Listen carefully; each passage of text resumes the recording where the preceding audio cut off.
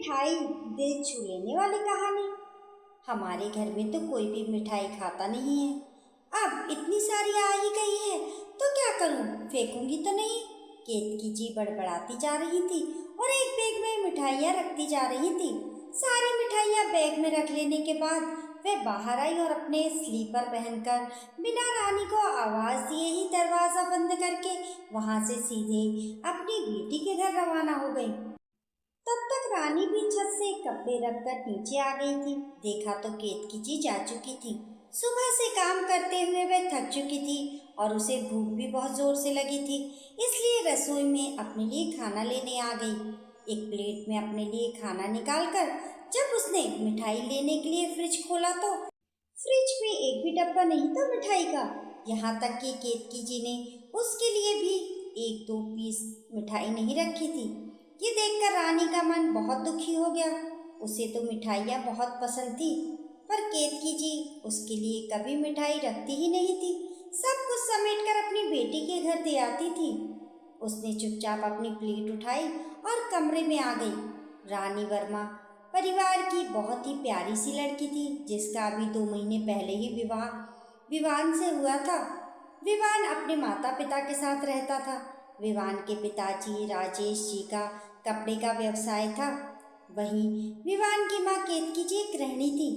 विवान से बड़ी एक और बहन थी, माला, जिसका विवाह हो चुका था और वह भी इसी शहर में रहती थी।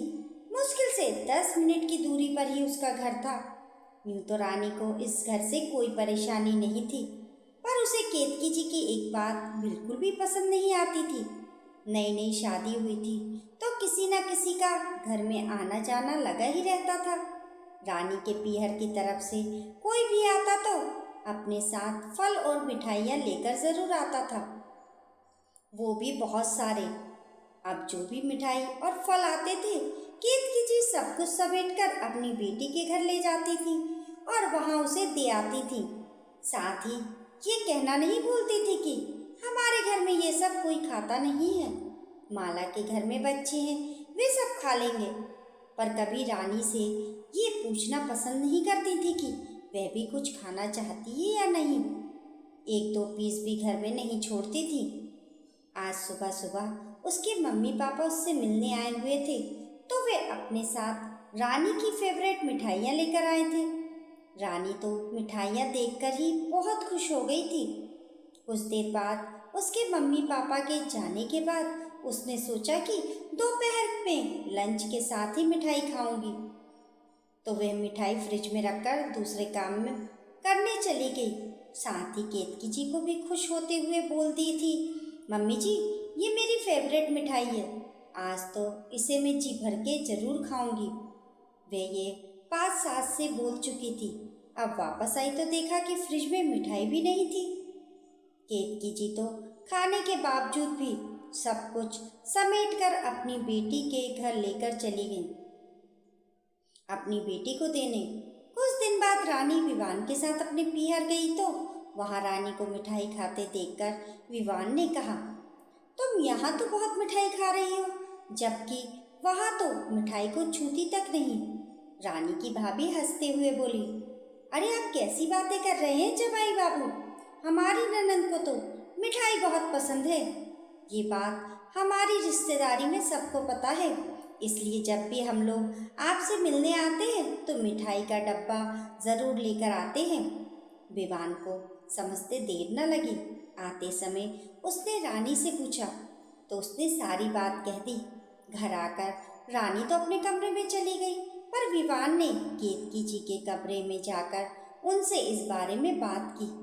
तो केतकी जी ने कहा, मैं तो तेरी बहन के घर दे आती हूँ, इसमें गलत क्या है?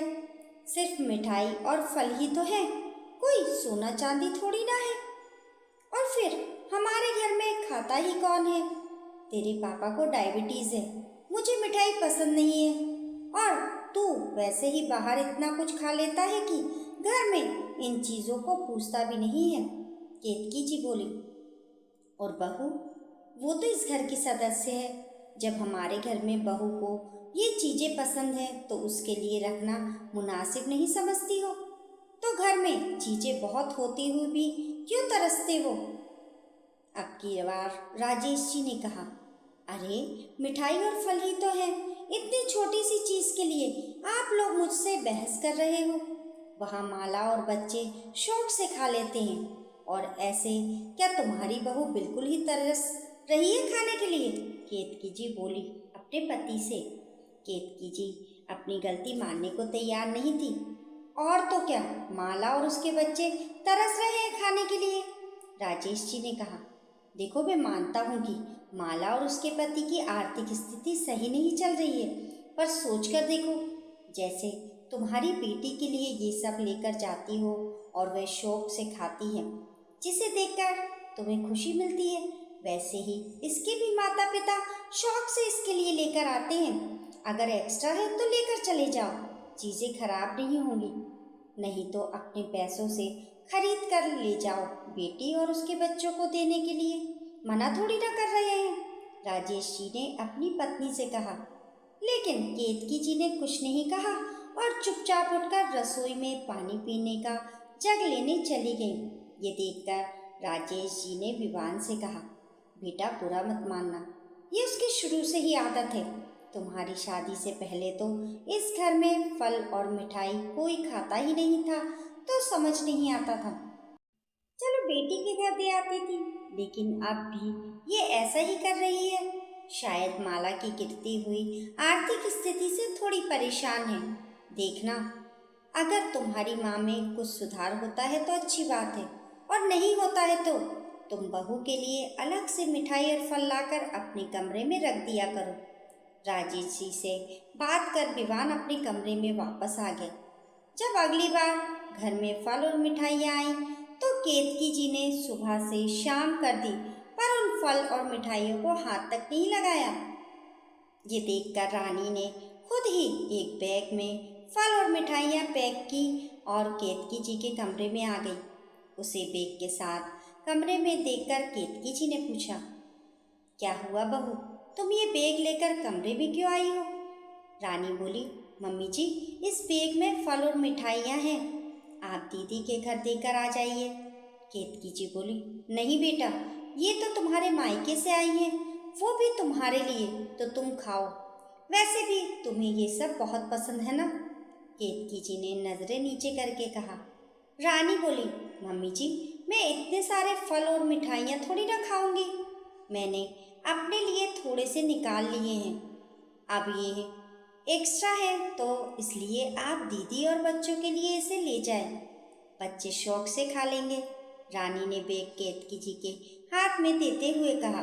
पर बहू, केतकी जी बोली, पर क्या मम्मी जी, मेरे मायके से मिठाइयाँ आई हैं, और वह सिर्फ मेरे अकेले के लिए नहीं बल्कि पूरे परिवार के लिए आई हैं। दीदी भी इसी घर का हिस्सा है, तो आप परिवार के लोग मिलकर ही खाएंगे ना ये सब।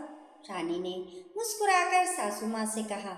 ये देखकर केतकी जी ने उसके सिर पर हाथ रखकर उसे आशीर्वाद दिया और बैग लेकर अपनी बेटी के घर रवाना हो गई मिठाई देने के लिए। पर केतकी जी को ये बात अच्छे से समझ में आ गई कि बहू को प्यार दोगे तो बहू भी उनका और उनकी भावनाओं का सम्मान ज़रूर करेगी। दोस्तों, आपकी इस कहानी के बारे में क्या राय है?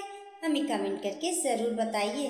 कहानी पसंद आने पर लाइक और शेयर करें। ऐसी ही अच्छी अच्छी कहानियों के लिए चैनल को सब्सक्राइब करना ना भूलें। मिलते हैं फिर एक नई कहानी के साथ, तब तक के लिए नमस्कार।